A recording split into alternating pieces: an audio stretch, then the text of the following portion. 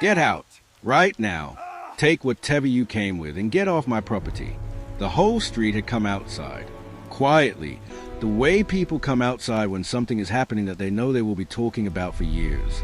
They stood on their porches with their arms folded and their coffee cups going cold in their hands, waiting for the part where she broke down.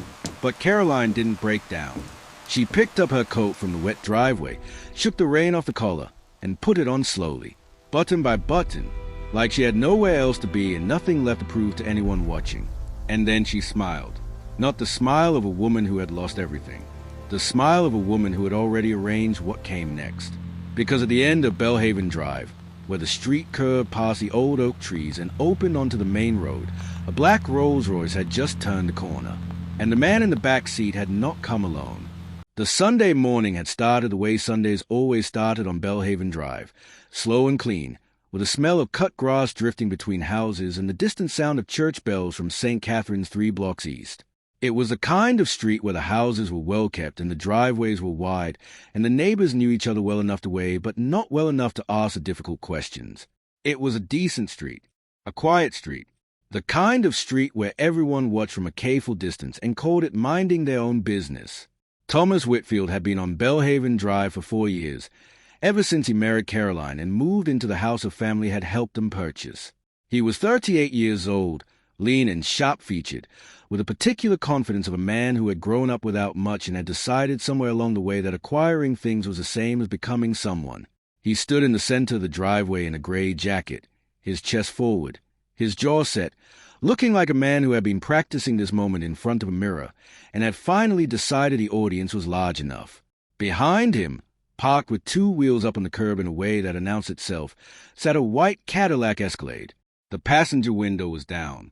Inside, a woman named Brooke reclined in the seat with one arm draped over the door, her gold bracelet catching the pale morning light. She was watching the scene the way someone watches something they are paid to see, relaxed, entitled, entirely comfortable with her own presence in a situation that was not hers to occupy. And at the edge of the driveway, stacked against a brick mailbox post like they had been placed there for collection, sat 2 suitcases, a cardboard box sealed with packing tape, and a garment bag. Everything Caroline Whitfield owned that Thomas had decided no longer had a right to be inside the house he had spent 4 years treating as his own. Thomas pointed at the pile. Then he pointed at his wife. "Right there," he said, loud, deliberate, calibrated to reach every porch on Belhaven Drive. "That's exactly where you belong, next to everything else that's been holding me back." Brooke laughed from the Escalade. It was not a small laugh. It was a laugh of a woman who wanted the street to hear it, full and unhurried, traveling down the block like a stone dropped in still water. And the street heard it. Patricia Owens froze on her porch with her coffee mug halfway to her mouth. The Hendersons, who had been loading their car for church, stopped moving entirely. Old Raymond Cross, who spent his Sunday mornings in his driveway with a newspaper and 40 years of neighborhood memory, lowered the paper and did not pick it back up. A curtain in the house across the street moved and did not move back. Thomas was not finished. He walked to the garment bag, unzipped it, pulled out a cream-colored blazer that Caroline had bought for her sister's wedding, and dropped it on the wet driveway. "You won't be needing that," he said. "Where you're going doesn't require it." Brooke opened the Escalade door and stepped out. She walked to the foot of the porch steps and stood there with her arms crossed and her chin tilted the way a woman stands when she has been told the room is already hers and is simply waiting for the current occupant to finish leaving. She looked at Caroline. Then she looked at the house. Then she looked back at Thomas with a smile that said everything about what had been arranged and how long it had been arranged and how little either of them had considered that anything could go differently than they had planned. "I'll start in the kitchen," she said. Thomas nodded. And every person on Belhaven Drive who had come outside expecting to watch a woman fall apart at the edge of her own driveway now turned to look at Caroline. She was standing beside the brick mailbox post in the light rain that had started falling 10 minutes ago, her hands at her sides, her coat buttoned, her face carrying an expression that not one of those neighbors could quite name or categorize. She was not crying. She was not arguing. She was not reaching for her phone or looking to the street for someone to intervene. She was standing with the particular stillness of a woman who has already decided how a situation ends and is simply waiting for everyone else to arrive at the same conclusion. She looked at the cream blazer on the wet driveway. She picked it up. She folded it carefully over her arm. She looked at Thomas with an expression that contained no anger, no pleading, no performance of any kind. The way you look at something you have already finished grieving. The way a woman looks at a closed door. And then she did something that made every single person watching hold their breath. She reached into the inside pocket of her coat and removed a small white envelope. She held it between two fingers. She looked at it for one moment. She put it back in her pocket. And she smiled. Not for Thomas. Not for Brooke. Not for the neighbors on their porches with their cold coffee cups. For herself. The smile of a woman who knows exactly what is in that envelope and exactly what it means and exactly how long it has been waiting to mean it. At the end of Belhaven Drive, where the old oak trees lined the curve of the road, a black Rolls-Royce turned the corner. It moved the way the morning moved, without urgency, without announcement, with a complete confidence of something that has been coming for a long time and sees no reason to hurry. The sunlight shifted across its hood like something deliberate. Every head on the block turned. Every conversation died. The car did not slow down. It did not speed up. It simply moved toward the house on Belhaven Drive with the patient certainty of something arriving exactly on schedule. Thomas looked at the car. Then he looked at Caroline. Her smile had not moved. And something passed through Thomas Whitfield's chest in that moment, cold and unfamiliar and arriving without warning.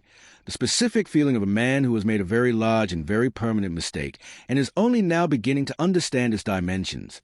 He had thrown out a woman he believed had nothing to fall back on. He had not asked the right questions. He had not looked carefully enough. He had not understood that the silence of a woman like Caroline was not the silence of someone with nowhere to go. It was the silence of someone who had already arranged exactly where she was going, and who had been waiting, with extraordinary patience and extraordinary precision, for exactly this morning. 7 years before that Sunday on Belhaven Drive, Caroline Merritt was the kind of woman who made rooms feel more organized simply by walking into them. She was not loud about it. She was not loud about anything. She had the quality of someone who had grown up watching a parent command enormous authority with very few words and had absorbed a lesson so completely that she no longer thought of it as a lesson. It was simply how she moved through the world. Her father was Federal Judge Harrison Merritt of the Ninth Circuit Court. He had been on the bench for 26 years. He was not famous in the way that television makes people famous. He was known in the specific way that matters more and lasts longer, known among attorneys, among clerks, among the particular community of people for whom a name on a case filing means something real. He was known as a man of complete precision, a man who read every word of every document placed before him, and remembered what he had read, a man whose courtroom ran exactly on time and whose decisions, whether people agreed with him or not, could never be fairly accused of carelessness. He had raised Caroline alone after her mother passed when Caroline was 11. He had raised her the way he ran his courtroom, with high expectations, complete honesty, and the unwavering conviction that preparation is the only reliable form of protection. He had taught her 3 things above everything else. First, read every document before you sign it, and if you do not understand something in a document, do not sign it until you do. Second, the people who want to take something from you will always tell you that you have nothing worth taking. This is how they keep you from protecting it. Third, when something is wrong, do not announce it. Document it. Then wait for the correct moment. Caroline had carried these 3 lessons away. Some people carry photographs, not displayed, but always present, always with her. She had met Thomas at a gallery opening in the city's arts district, an event she had attended because her college friend Dana had 3 pieces in the show and had asked her to come for moral support. Thomas had been there because a client of his financial advisory firm was one of the gallery's sponsors, and attendance was professionally useful. He had found her standing in front of a large canvas, deep blue and gray, the kind of painting that requires time, and he had said something about it that was not the obvious thing, that was not the thing everyone else had been saying, and that had surprised her enough to make her turn and look at him properly. He was good at that, at the unexpected angle, at making you feel that he saw something others had missed. They dated for 11 months. He was warm and engaged and listened with what felt like genuine interest. He met her father twice during that period. Both times he was respectful and composed, which was a correct response to Harrison Merritt, who had spent 26 years evaluating how people conducted themselves under observation and who formed his assessments quietly and kept them to himself until they were asked for. When Thomas proposed, Harrison Merritt congratulated his daughter and said nothing else. Caroline had looked at her father across the kitchen table that evening and said, "You're not going to tell me what you think." "You didn't ask," he said. "I'm asking now."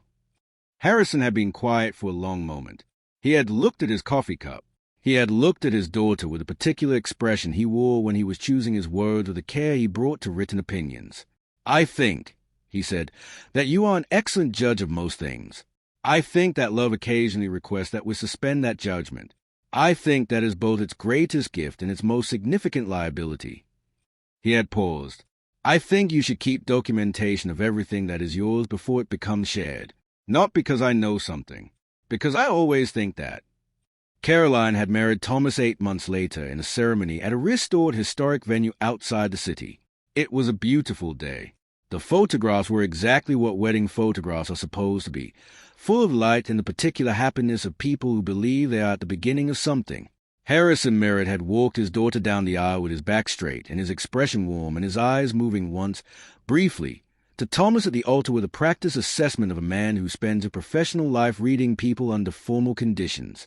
He had said nothing that day about what he saw. He had danced with his daughter at the reception and told her she looked exactly like her mother and held her hand for a moment longer than the dance required. Then he had gone back to his table. The early years of the marriage were good in the surface way that early years are often good, full of the activity and forward motion that can substitute for depth when depth hasn't yet been tested. Thomas's financial advisory business was growing. He was charming with clients and effective at his work, and brought home the particular energy of a man who was ascending and knew it. Caroline worked as a program director for a non-profit arts foundation, the kind of work that is deeply unglamorous from the outside and deeply meaningful from within, connecting working artists with funding and resources and the institutional support that makes sustained creative work possible. She was good at it. She was methodical and patient and possessed of the particular skill of making people feel that their work mattered, which it did, and that someone was paying careful attention to it, which she was. She kept a precise record of everything that was hers. The savings account she had maintained before the marriage, separate and untouched. The investment account her father had helped her establish at 22. The documentation of her professional work, her contracts, her correspondence. Not out of suspicion, out of the habit her father had given her. The habit of a woman who understands that clarity is not the enemy of love. It is a thing that protects love from becoming something it was never meant to be. The signs came in the third year, not dramatically, not in the way that would have permitted a clean confrontation or clear decision. They came in the way that signs always come when someone is being careful about their dishonesty, in accumulations, in small discrepancies, in the particular quality of explanations that are technically complete but leave a space at their edges where the truth should be. A business dinner that a colleague Leighton knew nothing about. A name, Brooke, appearing once in a text notification on his phone, which he had crossed the room to turn face down with the casual speed of someone who has practiced making that motion look unremarkable. Conference calls taken in the car rather than the home office. The way his phone lived in his jacket pocket now instead of face up on the kitchen counter where it had always been. Caroline noted each thing in the part of her mind where she kept things that were not yet ready to be spoken. She did not confront. She did not cry into her pillow. She did not call her friends and construct a case from grievances. She watched, and she documented, and she remembered what her father had told her. When something is wrong, do not announce it. Document it. Then wait for the correct moment. The correct moment arrived on a Tuesday evening when Thomas left his laptop open on the dining room table and went upstairs to take a call. Caroline was passing through on her way to the kitchen. She was not looking for anything.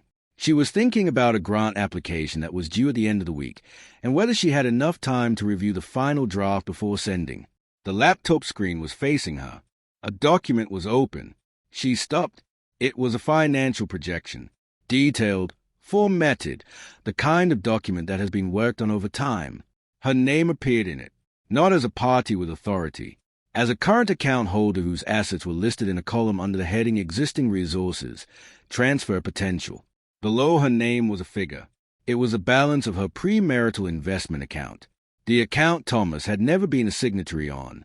The account she had never discussed in detail with anyone except her father and the financial advisor who managed it. The account whose existence Thomas knew about in the general way that spouses know about each other's finances, but whose specific balance he had no legitimate way of knowing with the precision displayed in the document. She stood at the dining room table and read the entire document. It took 9 minutes. By the time she heard his footsteps on the stairs, she had returned to exactly where she had been standing, the same posture, the same expression, the same direction of gaze. Thomas came into the room. "You eaten?" he said. "Not yet," she said. "I was thinking about the grant application." "Right," he said. He closed the laptop without looking at her.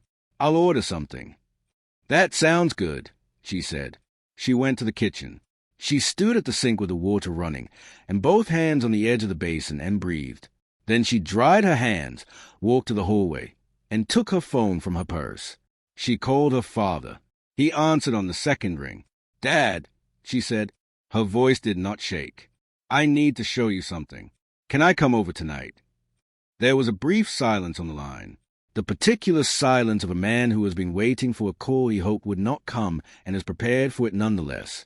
"Come now," Harrison Merritt said. "I'll put coffee on." Harrison Merritt's house was a wide colonial on the east side of the city, set back from the road behind a row of mature oak trees whose roots had been lifting the front sidewalk for 20 years in a way the neighbors found either charming or irritating depending on their disposition. The house was not large by the standards of the neighborhood, but it was precise, well-maintained, every detail considered, the kind of house that reflects the character of the person living in it rather than the desire to impress people who don't. Caroline sat at the kitchen table where she had sat for every significant conversation of her adult life. Harrison sat across from her. He read the photographs she had taken of the document on Thomas's laptop. He read them carefully, without speaking, turning through each image with the methodical attention of a man reviewing a filing. When he finished, he set the phone down on the table between them. He was quiet for a moment. "How long have you been noticing things?" he said. 8 months, she said. He nodded. This did not surprise him. He had raised a daughter who noticed things. "The account balance in this document," he said. "He shouldn't have that number." "No, which means he has access to information that isn't his to access." "Yes." Harrison was quiet again. He looked at the table in the specific way he looked at things when he was not looking at them so much as thinking through them, past the surface, into the structure. "There's a financial crimes attorney I want you to meet," he said. "Her name is Sandra Reeves. She works out of a firm downtown. She is precise and she is thorough, and she has handled cases like this before." He paused. "I want you to take her everything. Not just this. Everything you have documented." "I have documentation going back 8 months." "Good." He looked at his daughter. "I want you to do one more thing." "What?" "I want you to continue," he said, "exactly as you have been. No confrontation. No change in behavior. No indication that anything has shifted." He folded his hands on the table. "Can you do that?" Caroline looked at her father. She thought about 26 years of watching him carry things without showing the weight. She thought about 11 years old, sitting in this same kitchen, watching him make breakfast for 2 people when he was grieving for one, because a routine was what they had and routine was a form of holding on. "Yes," she said. Harrison Merritt nodded once. "Good," he said. "Then let's talk about what happens next." What happened next happened over 6 weeks. Sandra Reeves was 4 to 4 years old and had a particular quality of stillness that belongs to people who are very good at their work and have nothing left to prove about it. She met with Caroline 3 times in her office on the 11th floor of a building downtown, each meeting scheduled for 1 hour and running precisely to time. At the first meeting, Caroline gave her everything. The photographs of the laptop document, 8 months of careful notes, bank statements showing no unauthorized access to her accounts, not yet, but the forensic trail of someone who had been gathering information with a specificity that required a source. The name of the financial advisor who managed her investment account, who confirmed, when Sandra's office called, that no information had been released to Thomas Whitfield or anyone acting on his behalf through legitimate channels. Sandra read everything. She asked 12 questions. She said she would be in touch within the week. At the second meeting, she laid out what her investigation had found. Thomas had been working with a man named Derek Cole, a former colleague from his early career in finance, now operating at the edge of the industry in ways that attracted regulatory attention. Derek had access to data aggregation tools that, in the hands of someone willing to use them improperly, could pull account balance information from sources that were not intended to be accessible. The projection document on Thomas's laptop was not speculative. It was operational. It had been shared with Derek. It had been shared with Brooke, who was not simply a woman Thomas was involved with romantically, but a co-architect of what Sandra described, in the careful language of a profession, as a systematic plan to identify, access, and redirect asset belonging to Caroline Whitfield. At the third meeting, Sandra placed a completed legal filing on the desk. She placed a referral letter to the Financial Crimes Division of the State Attorney General's office beside it. She placed a civil protective order application on top of that. She looked at Caroline. "We're ready," she said. "Whenever you are." Caroline had looked at the stack of documents. She had thought about the envelope her father had pressed into her hand the morning of that meeting, a small white envelope, sealed, with her name written on the front in his handwriting. He had told her to keep it with her. He had told her she would know when to use it. She had put it in the inside pocket of her coat. She had not opened it yet. She had known, without being told, that the moment had not yet arrived. "Not yet," she said to Sandra. "I'll tell you when." Sandra had looked at her for a moment. Then she had nodded, the nod of a woman who understands that timing is its own form of strategy. "I'll be ready," Sandra said. "I know," said Caroline. Meanwhile, Thomas moved through those 6 weeks with the comfortable confidence of a man who believes the machinery is running in his direction. He was attentive at home in the specific way that people are attentive when they are managing a situation, present enough to prevent alarm, warm enough to prevent suspicion. He brought home dinner twice. He asked about the grant application. He listened when Caroline talked about her work with a particular performance of interest that she had learned over 8 months to distinguish from the real thing. Brooke appeared at 2 events Thomas attended during this period. Caroline was not present at either. She knew about them because Derek Cole, whose confidence in the security of his communications was greater than the actual security of his communications, had exchanged messages about both events through a channel that Sandra Reeves's forensic consultant had accessed through entirely legal means. Thomas was accelerating. He believed, Caroline understood, that he was close to the end of something. He was close to the end of something. He had simply misidentified which end. The Sunday morning arrived the way the Sunday morning always arrives on Belhaven Drive, with the church bells from St. Catherine's and the smell of someone's breakfast and the particular quality of suburban quiet that holds for exactly as long as nothing remarkable is happening. Caroline was dressed before Thomas came downstairs. She had put on the coat. She had placed a white envelope in the inside pocket, where she could feel its weight against her ribs. She had stood in front of the mirror for a moment and looked at herself the way her father looked at things, past the surface, into the structure, at what was actually there. Then she had gone downstairs. What happened in the next 40 minutes, she had not fully anticipated in its specific details. She had known something was coming. The acceleration of the past 2 weeks, the particular quality of Thomas's manner the previous evening, the text message he had received at 11 at night that he had taken to the bathroom to read, all of it had told her that the timing was close. She had not known it would be a Sunday morning. She had not known about the Escalade. She had not known that he had already moved Brooke's things into the guest room while Caroline was sleeping, which she discovered when she went upstairs for a scarf and found the closet door open and a red travel bag on the bed. She had stood in the doorway of the guest room for a long moment. She had gone back downstairs. She had sent 2 text messages, one to Sandra Reeves, one to her father. Both said the same thing. Today. Now. Then she had gone to the kitchen and poured herself a glass of water and stood at the window looking at the garden in the light rain that had just started falling, and she had waited. Thomas had appeared in the kitchen doorway 12 minutes later. He had looked at her. He had looked at the garden. He had taken a breath that was not quite steady. And then he had begun. Gerald Obie. No. Raymond Cross was on his porch. The black Rolls-Royce stopped in front of the house on Belhaven Drive. The driver's door opened. A young man in a dark suit stepped out and moved to the rear door with the practiced efficiency of someone who understands that the act of opening a door is its own form of statement. 2 people stepped out. The first was Sandra Reeves. She wore a charcoal blazer and carried a leather document case under her arm.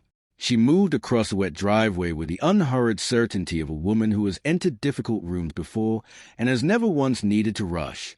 The second was Harrison Merritt, Federal Judge Harrison Merritt of the Ninth Circuit Court. 26 years on the bench.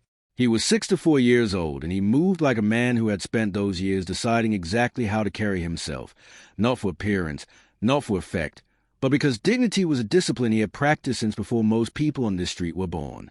He wore a dark overcoat. He carried nothing. He needed nothing. He looked at the driveway. He looked at the 2 suitcases and the cardboard box and the garment bag stacked against the brick mailbox post. He looked at the cream blazer folded over his daughter's arm. He looked at Thomas Whitfield.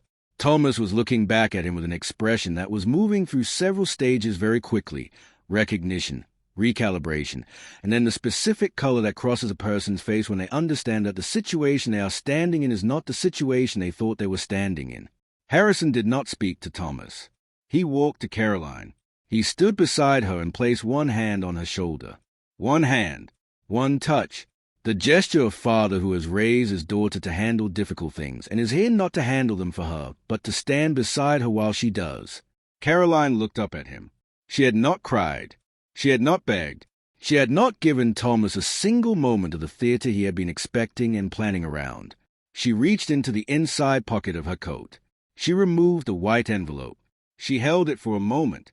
Then she opened it. Inside was a single card, cream-colored, her father's handwriting on the front. She read it. Her jaw tightened once. Then her expression settled into something that was not quite a smile and not quite relief and was entirely, completely certain. She handed the card to Sandra Reeves without a word. Sandra read it. She reached into her document case. She removed a manila envelope and walked to Thomas. She held it out. Thomas took it the way a man takes something when his hands have started moving before his mind has caught up. He opened it. The first page, a complete filing from the State Attorney General's Financial Crimes Division, documenting the data access scheme, naming Thomas Whitfield and Derek Cole as principals, and naming Brooke as a knowing participant. The second page, a civil protective order, already approved by the court, covering Caroline's accounts, her professional documentation, and her personal property. The third page, a letter from the senior partner of Thomas's financial advisory firm, dated 2 days earlier, informing Thomas that his employment had been terminated pending the outcome of the investigation, and that the firm was cooperating fully with the Attorney General's office. Thomas's hands had stopped moving. He was looking at the third page. Brooke had come back to the doorway behind him. She had seen the Rolls-Royce. She had seen Harrison Merritt. She had seen Sandra Reeves's document case and the manila envelope and Thomas's hands and the particular quality of stillness that had fallen over the driveway. She said Thomas's name. He did not answer. She looked at Harrison Merritt. Harrison looked back at her with the expression of a man who has been looking at people across courtrooms for 26 years and has developed, over that time, a gaze that requires no words. Brooke stepped back from the doorway. Her heels caught on the threshold. She steadied herself. She looked at the street, at Patricia Owens frozen on her porch, at the Hendersons still standing beside their car in their church clothes, at Raymond Cross watching from his chair with his newspaper folded in his lap, and she understood, with a specific clarity that arrives when a situation becomes irreversible, what kind of morning she had dressed for and walked into. Sandra Reeves looked at Thomas. "The property on Belhaven Drive," she said, "is held in Caroline's name. It has been since purchased. You are listed as a co-resident. You are not listed as an owner." She paused. "The notice to vacate is included in the envelope. 30 days. Thomas opened his mouth. No sound came out. His hands lowered to his sides. The manila envelope hung between his fingers like something that had lost its weight. Caroline looked at him. She held the look for exactly as long as she needed to hold it. Long enough for it to be complete, not long enough for it to become performance.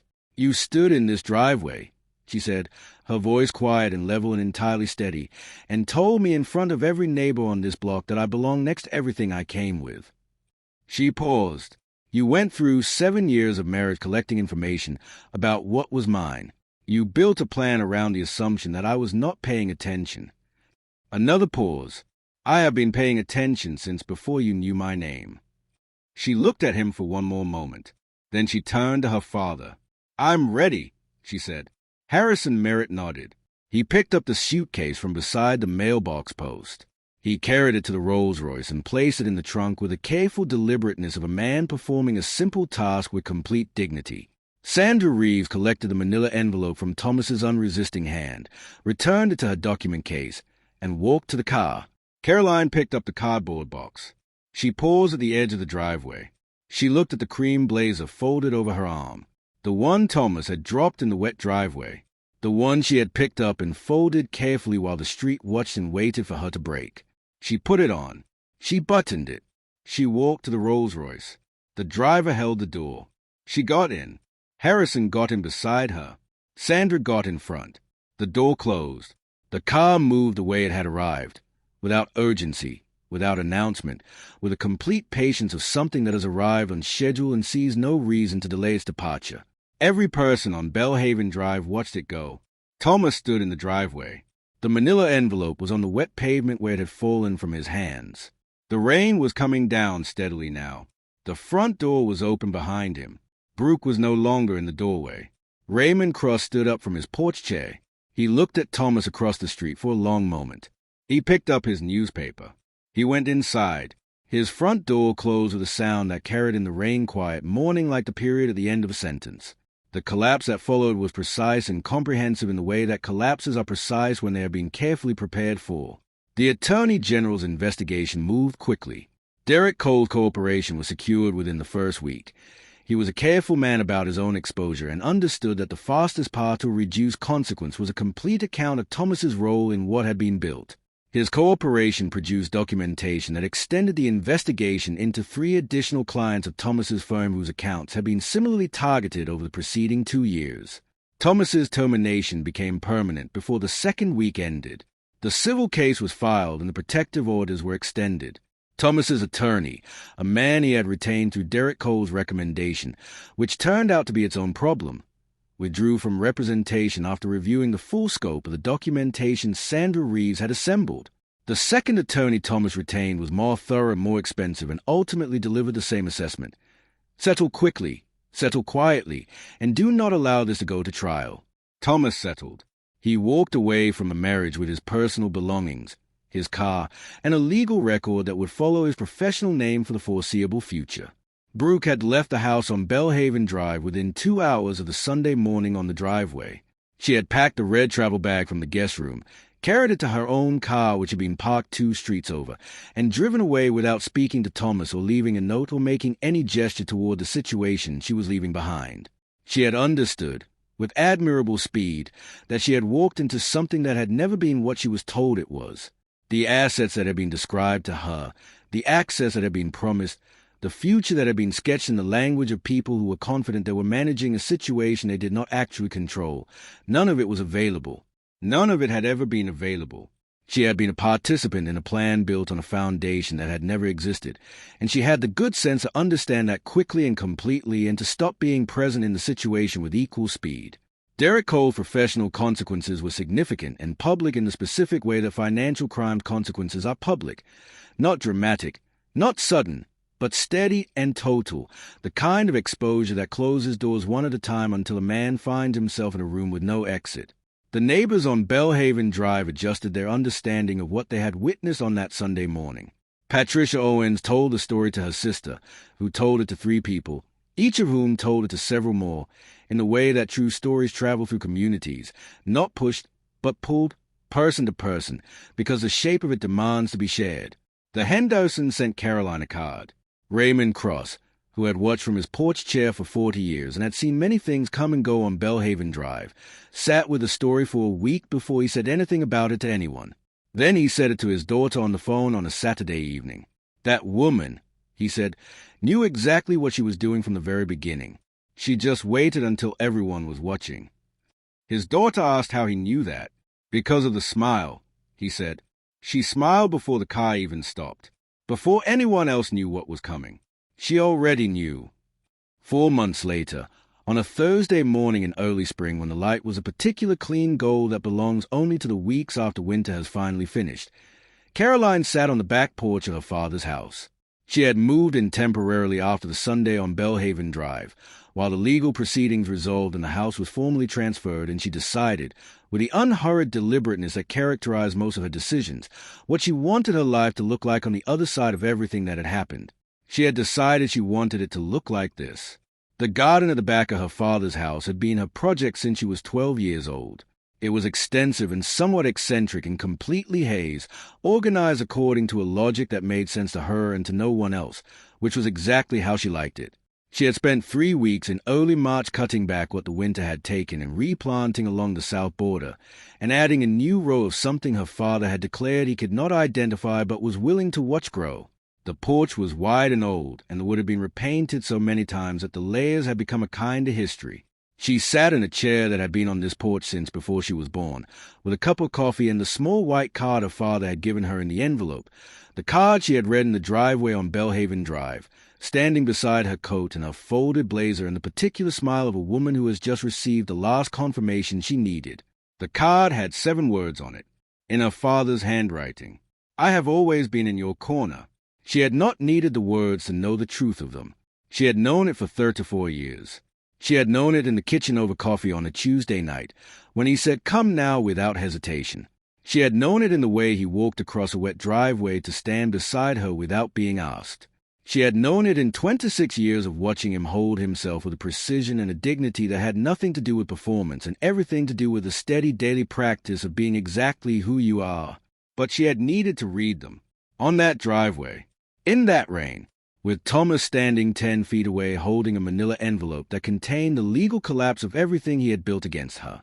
She had needed to read them and feel the particular weight of 7 words written by a man who does not waste words. Harrison came through the screen door with his own coffee and sat in the chair beside her. He looked at the garden. He looked at the sky. He looked at the card in his daughter's hand.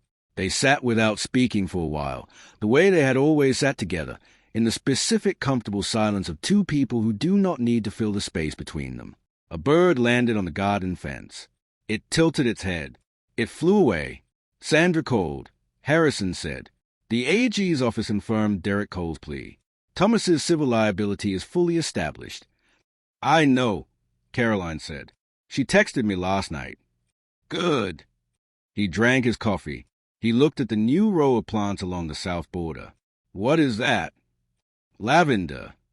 HM. They Saturday." "Dad," Caroline said. "Yes." "The second thing you taught me." She looked at the card in her hand. "The people who want to take something from you will tell you that you have nothing worth taking." Harrison nodded. "He believed it," she said. "He genuinely believed that I had nothing that could stop him." "Yes," Harrison said. "Why do people believe that?" Harrison was quiet for a moment. He turned his coffee cup in his hands. He looked at the garden the way he looked at documents, not at the surface but through it, because, he said, they confuse quietness with emptiness. They see a woman who does not announce herself, and they decide there is nothing to announce. He paused. "It is a very old mistake. It is made by people who have never learned to read what is actually there." Caroline looked at the lavender along the south border. She thought about Thomas standing in the driveway with a manila envelope in his hands and the rain coming down, and the specific expression of a man who has reached the last page of a story and found that it does not end the way he wrote it. She thought about the smile she had worn before the Rolls-Royce stopped, before anyone else knew what was coming, when she was the only person on Belhaven Drive who understood exactly how the morning was going to end. She put the card back in her coat pocket. She picked up her coffee. She looked at the garden that was haze, on the porch of the house that was her father's, in the morning light of a spring that had arrived exactly when it was supposed to. She had not screamed. She had not begged. She had not given Thomas Whitfield a single thing he could use. She had simply documented everything, waited for the correct moment, and let the truth arrive in a black Rolls-Royce on a rainy Sunday morning, and do what truth does when it has been properly prepared. It had spoken for itself, quietly, completely, without raising its voice, because that was always enough, when you know what you have, and you have known how to protect it, since before anyone thought to try to take it. If this story reminded you that silence is not weakness, that the quietest woman in the room is sometimes the one holding everything together, share it with someone who needs to hear it tonight. And if you haven't subscribed yet, do it now. And it belongs to another woman who refused to become what they tried to make her.